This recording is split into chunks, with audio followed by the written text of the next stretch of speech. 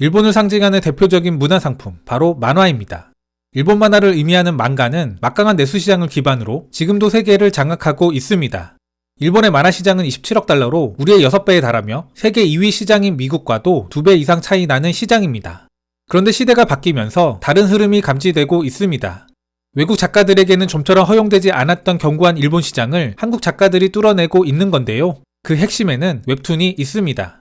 만화 소비에서 우리에게는 대세가 된 웹툰. 그러나 아직 일본은 웹툰이 일반적인 만화 소비 형태는 아닙니다.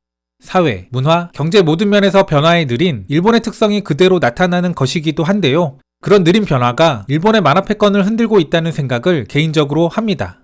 이러한 일본의 위기감이 잘 묻어난 기사가 얼마 전 일본 경제신문에 게재되었습니다. 제목은 세로 스크롤, 한국 만화의 역습. 상당한 품을 들인 심층 기사로 경제신문에서 이를 다룬다는 것도 조금은 색다르게 다가옵니다. 이는 그만큼 만화 산업이 가지는 일본 내 위상을 증명하는 것이기도 하겠죠.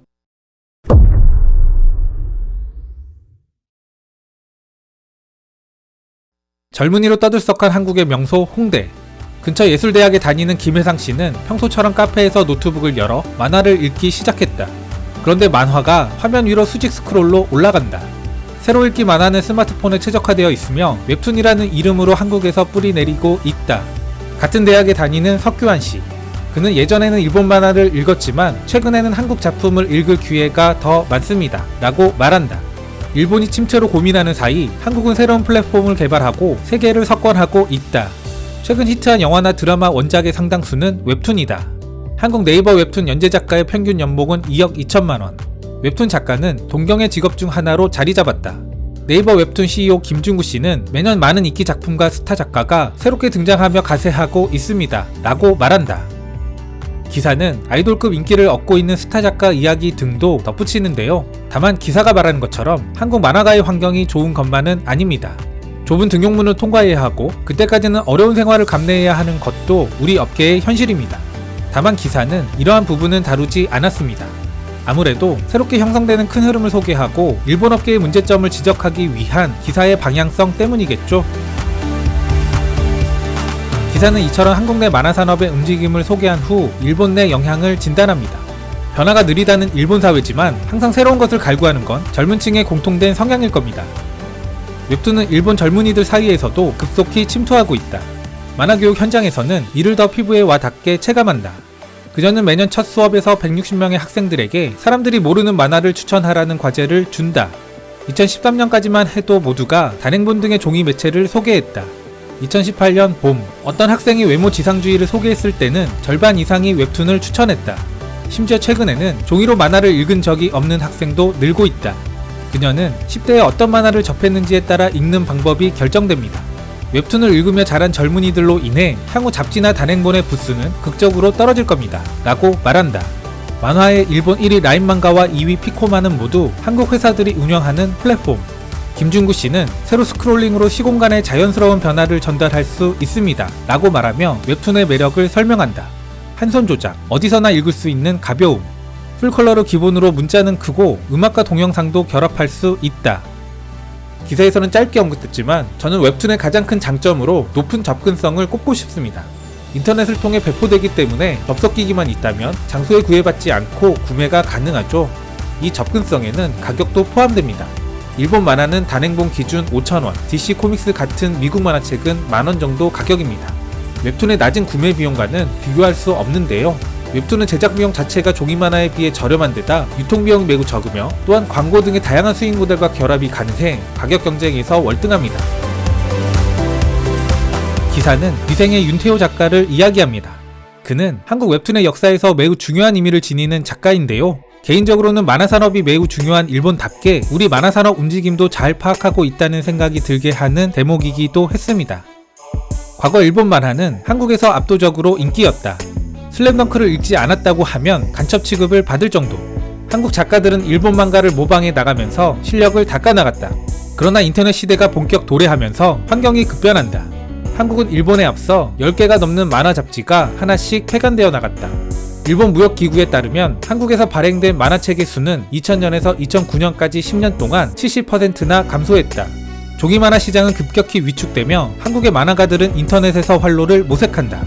웹툰으로의 완전한 전환이라는 흐름을 결정지은 주인공 중 한 명이 바로 종이 만화에서 시작한 윤태호 작가. 그는 2008년 웹툰으로 영역을 옮기며 큰 성공을 거둔다. 우리에게도 유명한 미생도 웹툰이다. 여기서 스마트폰의 보급도 빼놓을 수 없다. 일본의 보급률이 50% 정도였을 때 한국은 거의 90%. 예전 웹툰 관련 클립에서도 소개드린 바가 있지만 일본은 여전히 세계 최고의 만화 소비국이자 생산국입니다. 그러나 웹툰의 분야만큼은 우리가 일본을 압도합니다. 어떤 산업이든 중요한 것은 추세.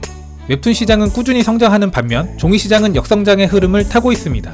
특히 최근 몇 년간은 웹툰으로의 만화 소비 전환 속도가 더 빨라지고 있는데요. 저는 시장 변화가 이런 위기감에 기초한 심층 기사를 만들어냈다고 봅니다. 망가가 종이 만화의 세계 공용어가 된 것처럼 웹툰은 디지털 만화의 세계 공용어가 되고 있다. 실제로 새로 읽기는 한국에서 시작해 중국과 북미로 퍼져나갔으며 이제는 세계 표준이 되었다. 전세계 만화 앱 이용자는 9 계열에서만 5천만 명에 이른다. 일본에서도 2천만 다운로드로 다른 경쟁자들을 압도하고 있다. 종이로 일본의 영향 아래에 있던 한국이 역습하는 양상이 전개되고 있는 것이다. 만화 제작자인 가미 히데키씨. 그는 최고의 수출 산업이 된 한류 수준으로 도달할 수 있는 웹툰 열기가 한국 내에 있다고 말한다.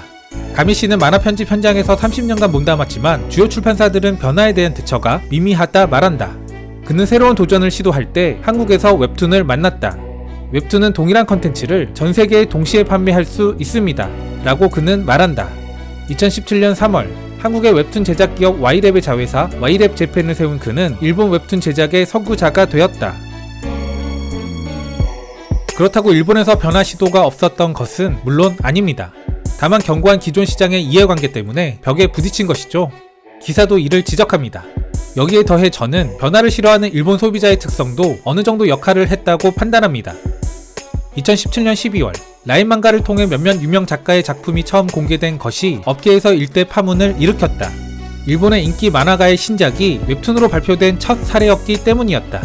그런데 작품이 발표되고 작가들이 더 놀랐다. 작가들은 웹툰으로 작품을 발표한 것이 잡지로 발표한 것보다 반향이 더 컸습니다. 심지어 지금까지 내 만화를 읽은 적이 없는 독자들의 반응도 많았습니다. 라고 전해왔다. 하지만 젊은 층 외에 일본에서 웹툰이 뿌리내리고 있다고 말하기는 아직 어렵다. 디지털화되는 일본 만가는 늘고 있지만 이는 종이 매체의 페이지를 그대로 옮겨놓은 것이 대부분이다. 대사는 읽기 힘들고 스마트폰에는 적합하지 않다. 일본은 어느 한 분야를 고도화시키는데 탁월한 능력을 보여왔습니다. 이를 대표적으로 보여주는 것 중 하나가 도요타 자동차의 생산 플로어인 JIT. 경영학을 공부하신 분들은 잘 아시는 개념일 텐데요. 이는 결국 최고의 생산 효율을 추구하는 고도화의 결과물입니다. 더 나아가 이는 일본의 성장 발판이 되었던 장인 문화와도 연관됩니다.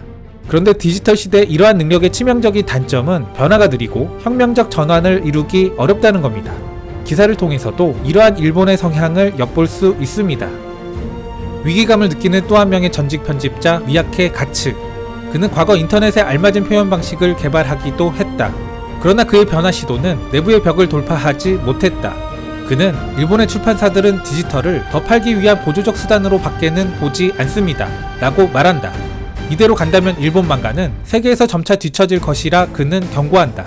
미야케는 유명 망가 작품 한 편의 제작비로 수십억이 드는 구조적 문제점도 말한다.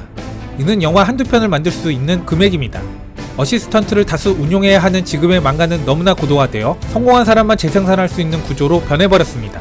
이제 좋은 신인들을 발견할 수 있는 곳은 웹뿐입니다. 그러나 부정의 목소리도 여전하다. 10년 후에도 스마트폰에서 만화를 읽고 있을 것이라고는 생각되지 않습니다. 하쿠센시아 회장 카즈히코 씨의 말이다. 종이 만화와 웹툰. 어디가 생존할지는 현재로서는 알 수 없지만 한 가지는 확실하다. 종이 만화가 과거의 영광을 되찾을 수 있는 날은 오지 않을 것이라는 점이다. 주간 소년 점프가 다시 630만 부를 발행할 수 있다고 생각하는 사람은 없다. 기사는 전체적으로 일본의 위기감이 반영되어 있습니다. 또한 일본 스스로를 비판하는데 비교적 과감한 일본 경제신문다운 기사입니다. 아무튼 우리의 만화 시장이 작다고는 하지만 일본과 비교해서 작은 것이지 그 절대적인 크기가 작은 시장은 아닙니다. 국내에서 힘을 키워 해외로 나가기에는 충분한 규모, 머지않은 미래, 일본의 만화 시장의 위치를 우리도 얻을 수 있지 않을까. 어떤 이들은 다른 분야는 몰라도 만화만큼은 일본에 안 된다고 말하기도 합니다. 그만큼 만화 강국 일본의 이미지는 강력하기도 한데요. 하지만 30년 전 전자산업도 20년 전 조선산업도 마찬가지였습니다. 우리는 정치 경제적으로 넘기 힘들어 보이는 벽을 넘어온 역사가 있는 만큼 만화시장도 가능하지 않을까, 그런 희망 섞인 바람도 한번 가져봅니다.